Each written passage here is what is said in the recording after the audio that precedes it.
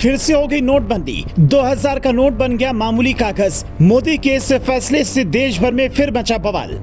2000 का note ban करने से आम जनता को होगा बड़ा फायदा। मोदी ने खुद बताई प्लान की पीछे की पूरी हकीकत। एक बार में कितने नोट बदले जा सकते हैं, अंतिम तारीख के बाद 2000 के नोटों का क्या होगा, जानिए पूरी कहानी।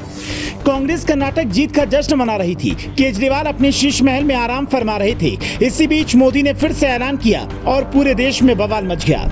मोदी ने 2024 चुनाव से ठीक पहले एक बार फिर 2016 की तरह नोटबंदी का ऐलान कर दिया। इस बार मोदी ने 2000 के नए नोट पर पाबंदी लगाई। अचानक लिए गए इस फैसले के बाद सब हैरान हैं कि मोदी ने अचानक 2000 के नए नोटों को बैन करने का फैसला क्यों किया।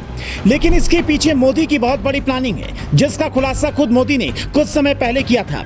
अचानक हुई इस नोटबंदी के पीछे मोदी का क्या दिमाग है, इस बारे में आपको इस रिपोर्ट में आगे बताएंगे।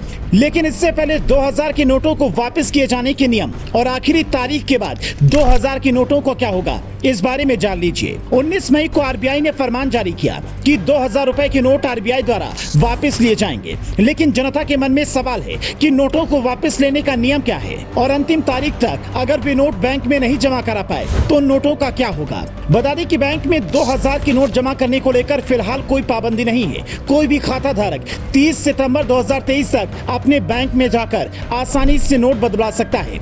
लेकिन एक बार में 20,000 रुपए तक के नोट ही बदले जा सकते हैं। हो सकता है कि आने वाले समय में आरबीआई नोट बदले जाने को लेकर कुछ नए नियम जारी करे और अंतिम तारीख भी आगे बढ़ा दी जाए। लेकिन फिलहाल आरबीआई के सभी बैंकों को निर्देश है कि 30 सितंबर तक बिना किसी पूछताछ के खाता धारकों के 2000 के नोट बदले जाएं।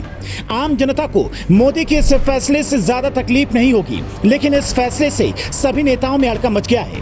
इसके पीछे का कारण 2024 के लोकसभा चुनाव है। मोदी ने कैसे चुनाव से पहले एक झटके में सारी विपक्षी नेताओं की नींद उड़ा दी है।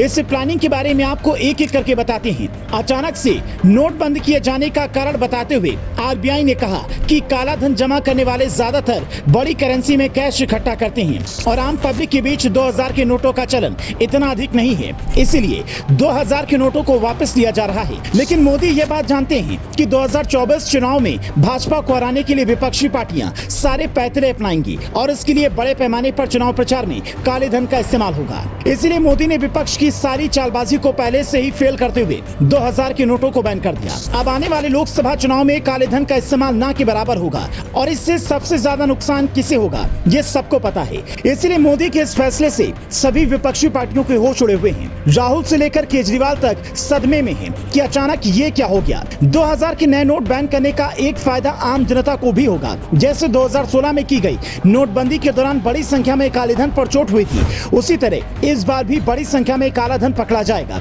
जिसका इस्तेमाल सरकार जनता की भलाई के लिए करे। इसके अलावा मोदी के इस फैसले को लेकर आपकी जो भी राय है, हमें इस वीडियो में कमेंट करके बताएं।